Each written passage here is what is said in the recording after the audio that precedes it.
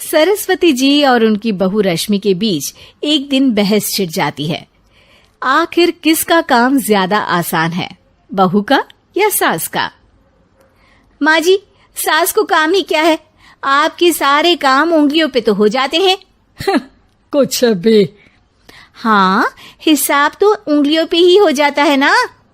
अरे बेटा, ऐसा सिर्फ अभी लगता है। जो मुझे करना पड़ता है ना, वो तुझे करना पड़े तो समझ आएगा कि असली काम का पहाड़ कैसा होता है। ठेले बराबर वजन भी नहीं है आपके काम में, और बात पहाड़ों के वजन की कर रही हैं आप। तू ऐसा करती ही क्या है घर में बेटा, ये तो बता मुझे।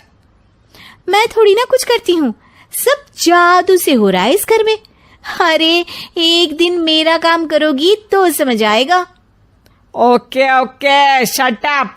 कल से मैं घर के काम करूंगी और तू मेरी जगह हर चीज का हिसाब रखना, ठीक है? ठीक है, ये भी कर लेते हैं। ये सास बहू की डील के बारे में रश्मि के पति अमन को नहीं पता था और ना ही अमन के पिताजी सुरेश जी को। पर गेहूं के साथ साथ जैसे घुन भी पिस जाता है, ये दोनों भी पिसने वाले थे। सुबह अमन उठकर रेडी होता है ऑफिस जाने के लिए, तो पता है उसके कपड़े नहीं निकले हुए हैं। अरे रश्मि, तुमने मेरे कपड़े नहीं निकाले?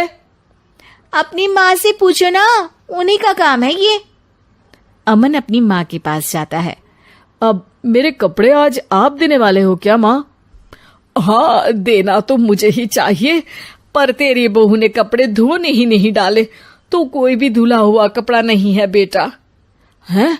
ऐसा क्यों? कपड़े तो धोने आप ही देते हो ना माँ? अरे बहू ने तुझे बताया नहीं, अब हम अदल बदल गए हैं। मैं अब बहू और तेरी बीवी सास। अमन परेशान हो गया। वो बिना इस्त्री के कपड़े पहनकर ऑफिस चला गया। सरस्वती जी अपने घुटने के दर्द के कारण झुककर घर साफ नहीं कर पा रही थी और ना ही खाना बनाना याद रख पाई। उधर रश्मि पहले ही दिन घर की चाबी घुमा चुकी थी और 300 रुपए का हिसाब अलग नहीं मिल रहा था। पर दोनों का ही घमंड कैलाश पर्वत से भी बड़ा था और दोनों ही खेमे एक दूसरे की बात मानने को बिल्कुल तैयार नहीं थे। शाम को जब सुरेश जी और अमन खाना खाने बैठते हैं तो सरस्वती जी उनके सामने गाजर और पपीते लाकर रख देती हैं। अरे माँ, ये क्या है? ख्याली पुलाव के साथ सलाद। माँ जी खाना बनाना भूल गई लगता है। अरे एक एक चमन्नी का हिसाब है मेरे पास, खाना बनाना कैसे भूल जाऊंगी? ये तो मैंने पढ़ा था कि फल फ्रूट खाने से सेहत अच्छी रहती है, इसीलिए ये ले, एक फल खा ले। रात को सुरेश जी और अमन अपनी मीटिंग बिठाते हैं अकेले में।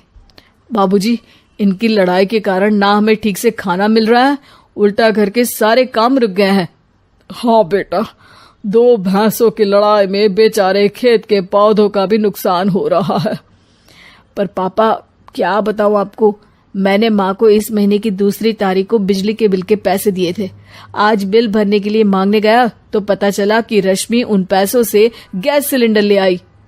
अच्छा, तो सिलेंडर के पैसों का क्या हुआ? अब सिलेंडर के तो कोई पैसे नहीं थे बाबूजी, हमारे घर पर गैस की पाइपलाइन लगी है ना।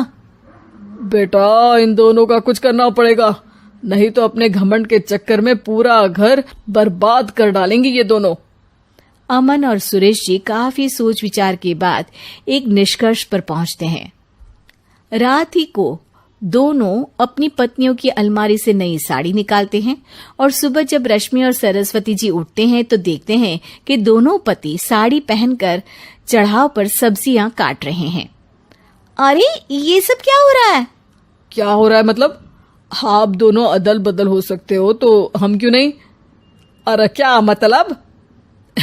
नहीं नहीं, मेरी भी बचपन से किसी की बहू बनने की इच्छा थी, तो आज से सरस्वती तुम बड़ी बहू, मैं मिडल बहू और अमन छोटी बहू। अरे लेकिन सब घर पर बैठ जाएंगे तो कमाएगा कौन? ये घर कैसे चलेगा? अब वो तो भैया या बाकी लोग जाने, अब हमने भी अदल बदल कर ही लिया है तो कुछ नहीं हो सकता। रश्मि और सरस्वती जी को समझ में आ जाता है कि उन दोनों की आपस की डील के वजह से इन दोनों को बहुत तकलीफ हो रही है और उनके ईगो ने दूसरों को कितनी यातनाएं दी है। अब असल में माँ जी आप सही थी, सास बनना बहुत मुश्किल है। अरे हाँ बेटा, और तू भी, मुझसे तो नहीं हो पाया सब घर के काम, वापस बदल ले क्या? हाँ हाँ बिल्कुल माँ जी, और अब आप दोनों भी बदल लीजिए, कोई आ गया तो आप दोनों को देखकर क्या सोचेगा। अच्छा है, आप दोनों के समझ में ये बात तो आई, मैं फटाक से कपड़े बदल लेता हूँ। अरे रुक जा बेटा, एक फोटो ले लेती हूँ तेरी, मेरी बेटी होती तो तेरे जैसी ही दिखती साड़ी में। और मेरा फोटो नहीं लोगी?